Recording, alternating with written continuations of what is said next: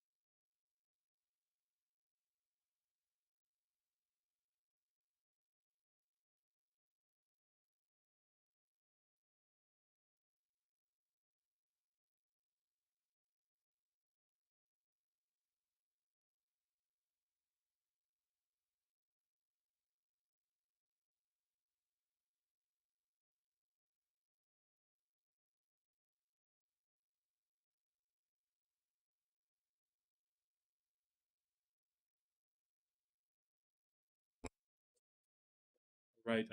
Good evening, everybody, and welcome to this broadcast.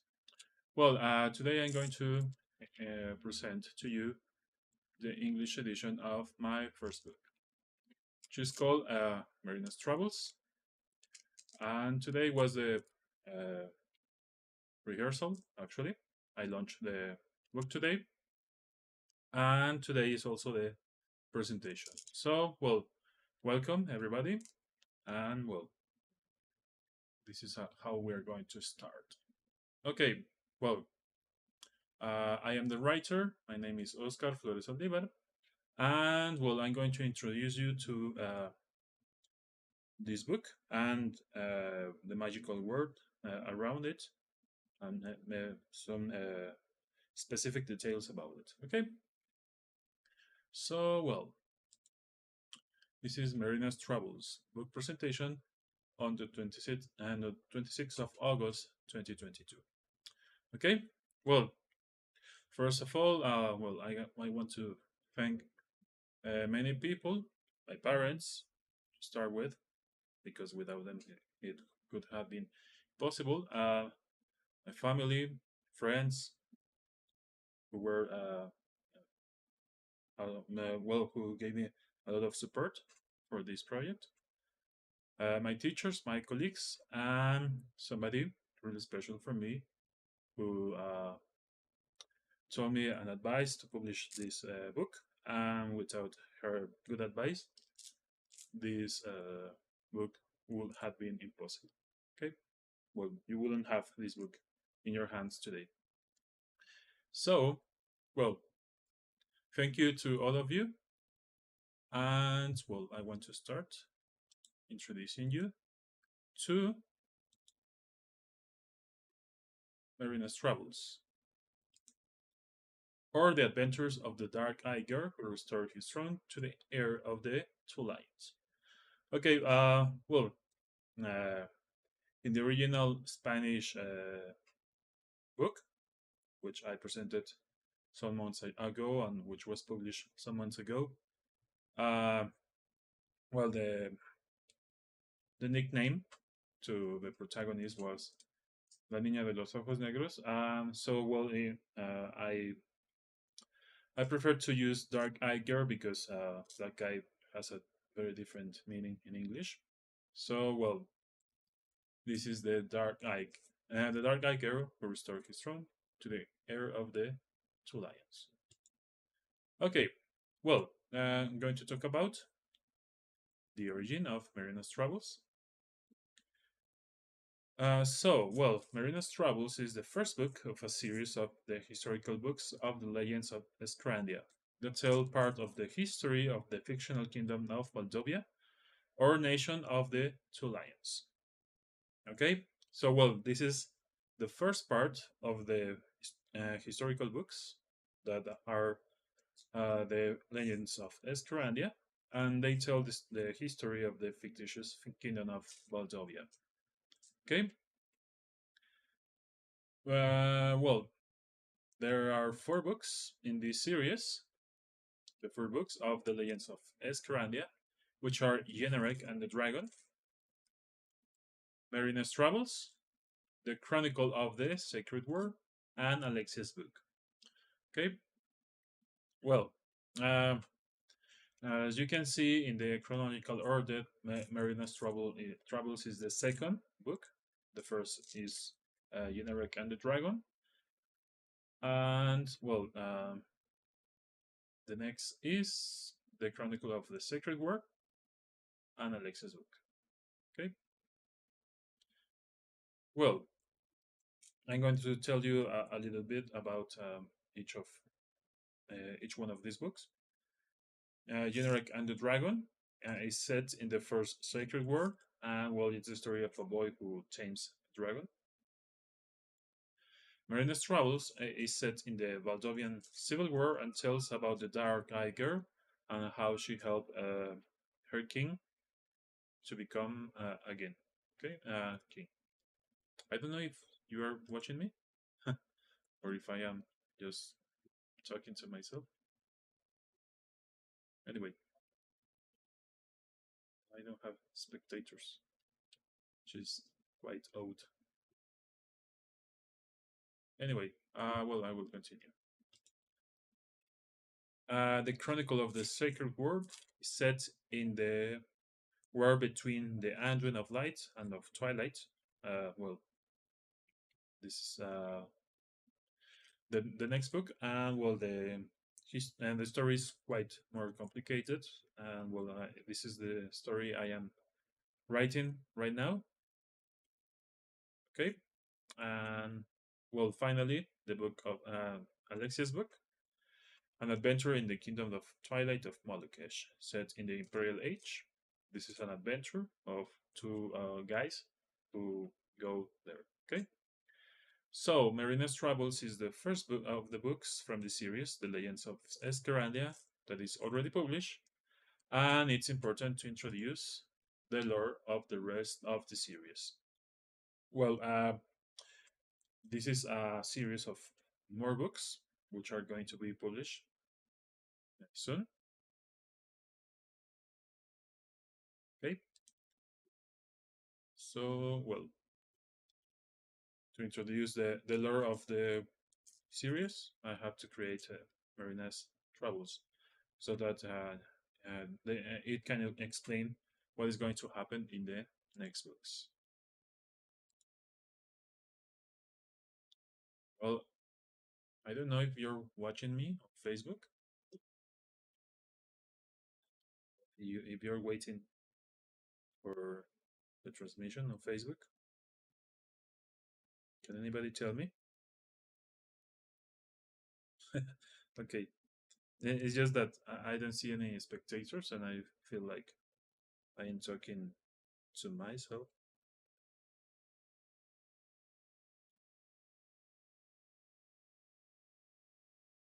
Check.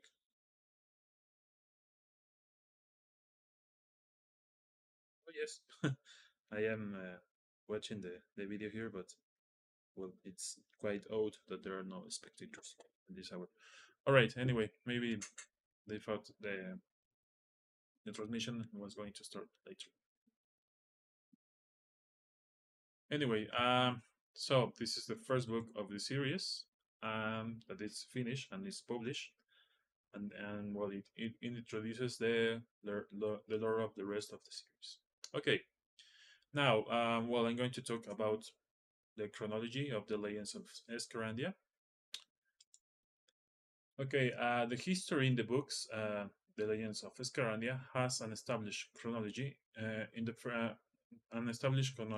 first year of the foundation of the Red City, Scherandia, and capital of the Kingdom of Moldovia. Therefore, the years start from the foundation of the city.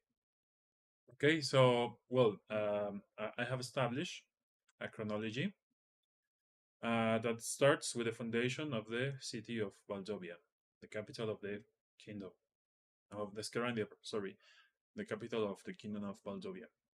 So, well, the counting starts from the year one of the foundation, and then the years before the foundation of the city. Okay, so well, we have a timeline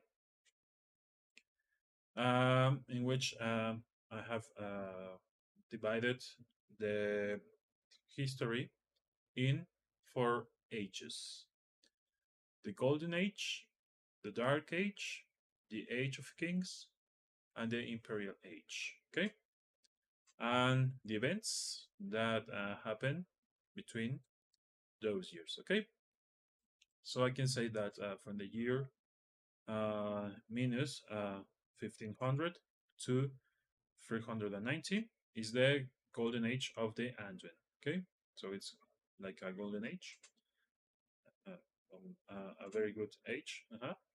The years 390 to 350 is the split of the Anduin, in which light beings and twilight beings are separated. Is in this year starts the split of the Anduin. Then the year minus 350. No. The year 350 to 360 is the first sacred word and the victory of the light beings and the free nations of the people. And it's here. Okay. Sacred word starts in this year, and the sacred word ends in this year. And actually, the first novel in the chronological order is set in this age, between the sacred word and the end of the sacred word. Okay. In the year minus 350, the Age of Kings starts. So here starts the Age of Kings. The year one, according to Valdovia's history, is the foundation of Scherandia. So the counting starts on this year. On year 5 is the foundation of Westia of the North, Westia in the North.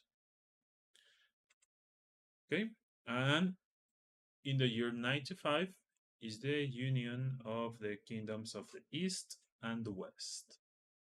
Well, I will tell you something about the foundation of this kingdom. Moldavia was founded when the two kingdoms, the kingdom of the East and the West, they got together and they became one kingdom. So this is the year of the union.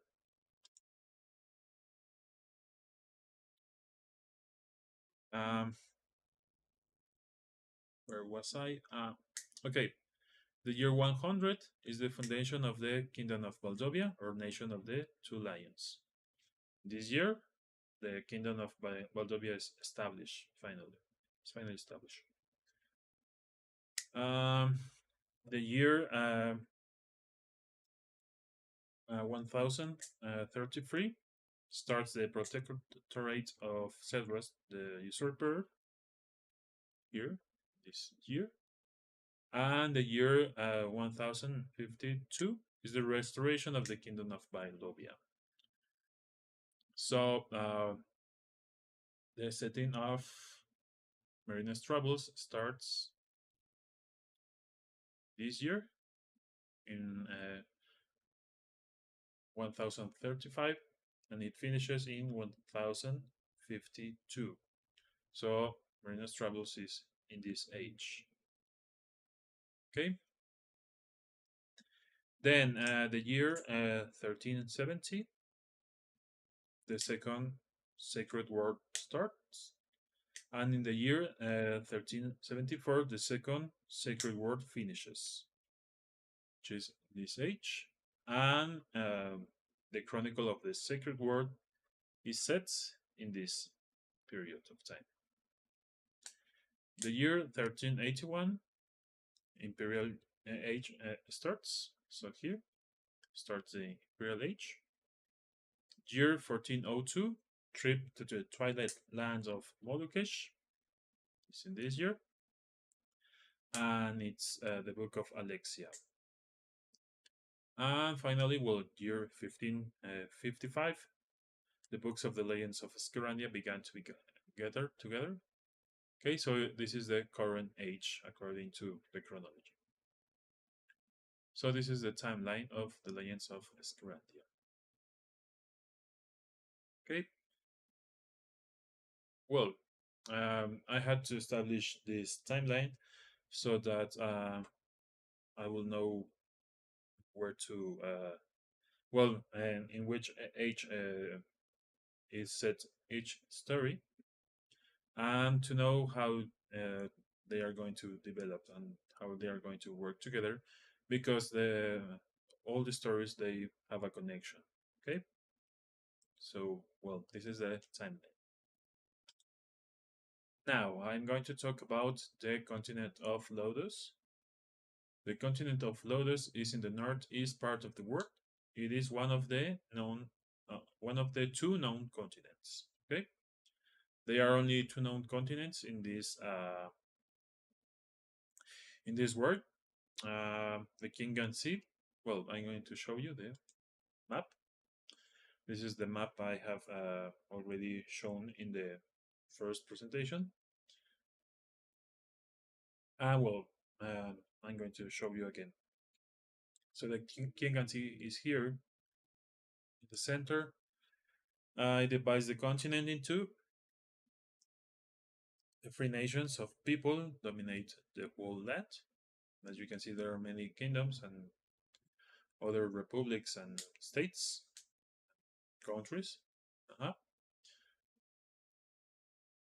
But there are also the Anduin and Dwarf domains, which are here, the Dwarf domains, and the Anduin domains, which are in green. Okay.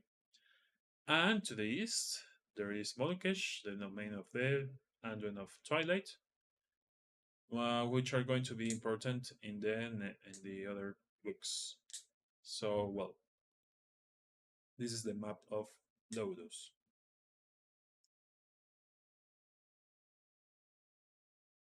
All right.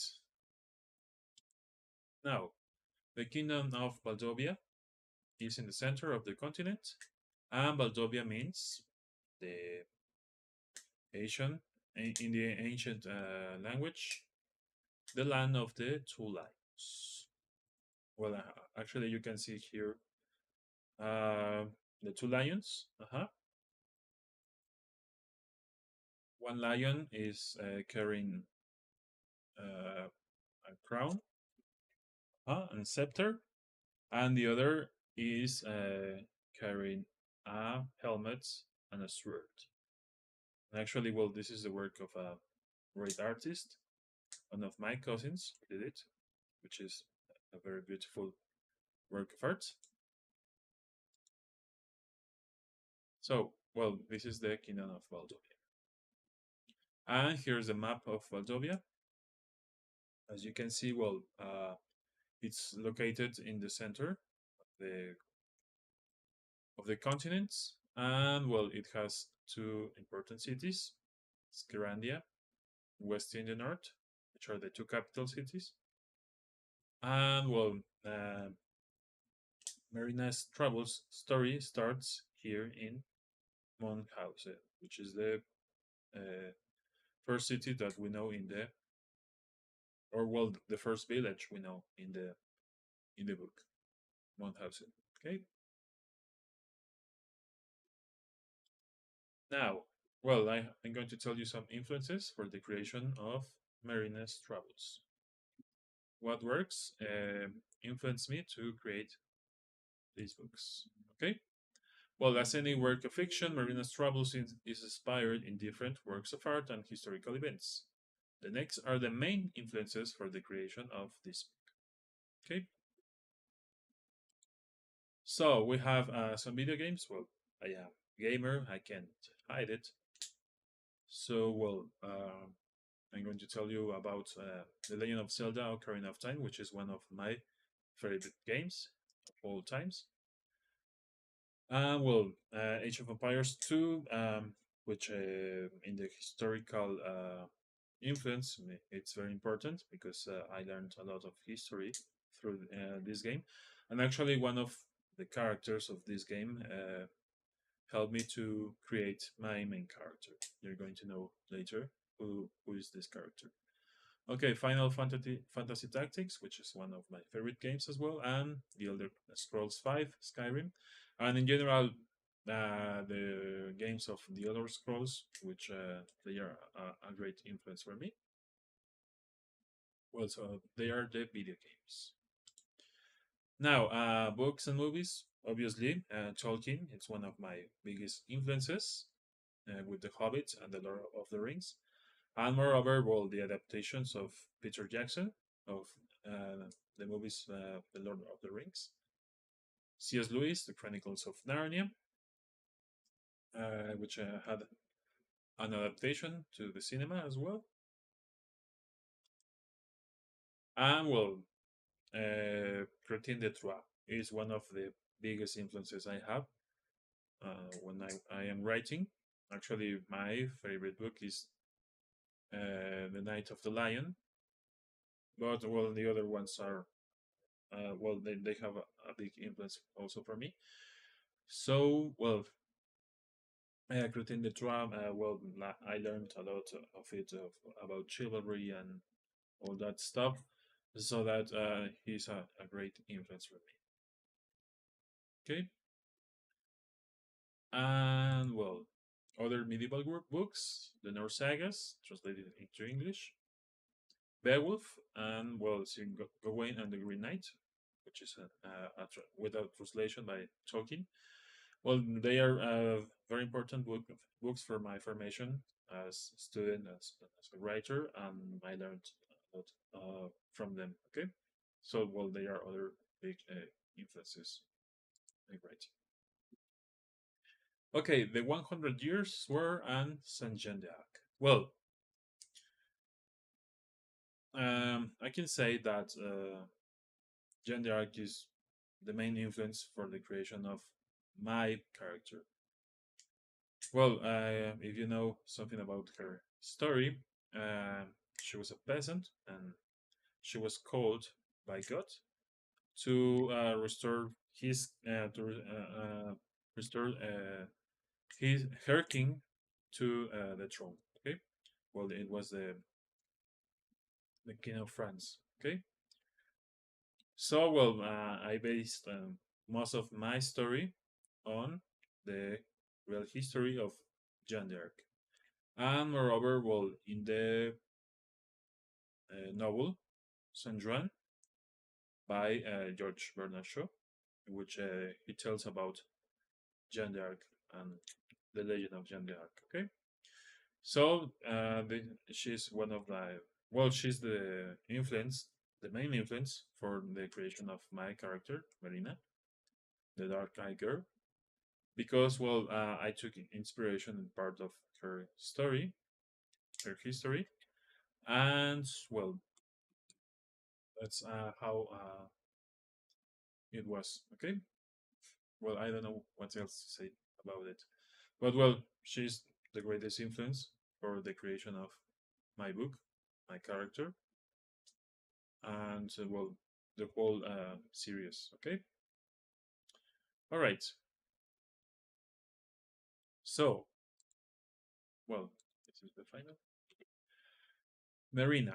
Merina is the protagonist of the story. She's 13 years old when her adventures start.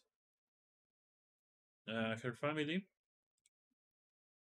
when her adventure starts. Her family hides a heroic past that will be revealed to her in the events of the book. A family legacy has an important role in the plot.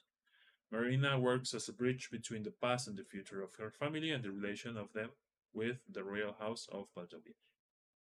Okay, so well, I choose a girl as a protagonist.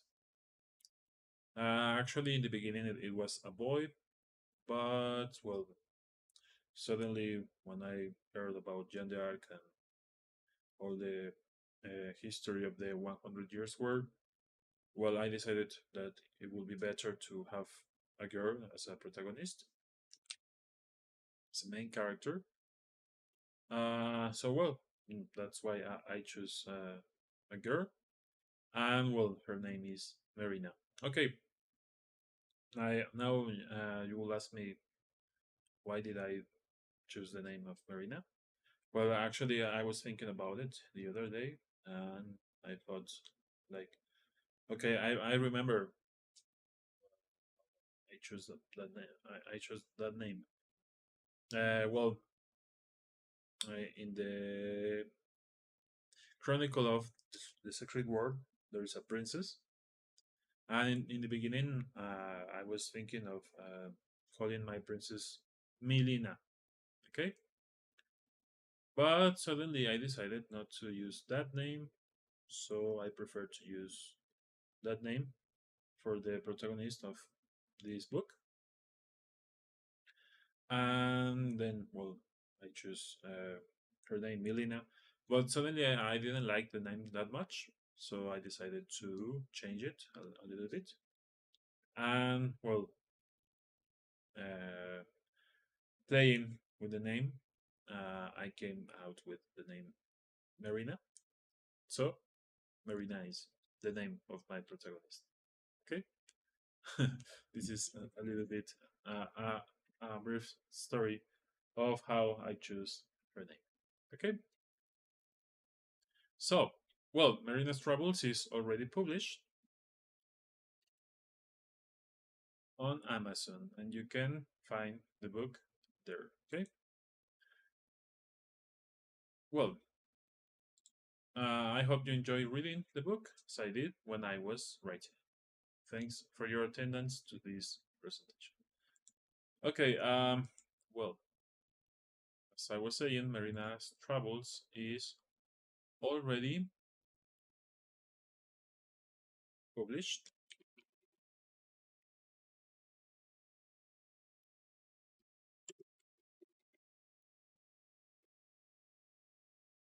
on Amazon.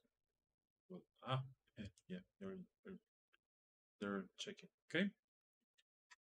Actually, you can read it for free if you have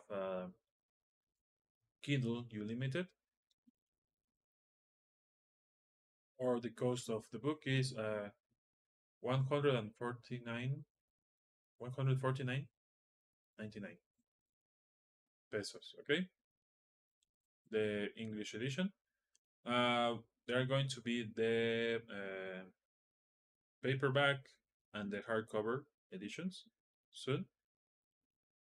I have already sent the books to be published. Actually, you can check a little bit about it. It's a very beautiful edition.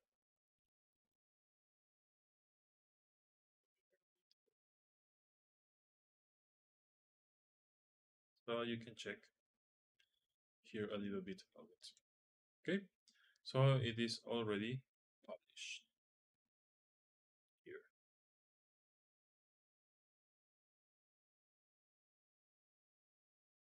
Okay, so that was it about this presentation.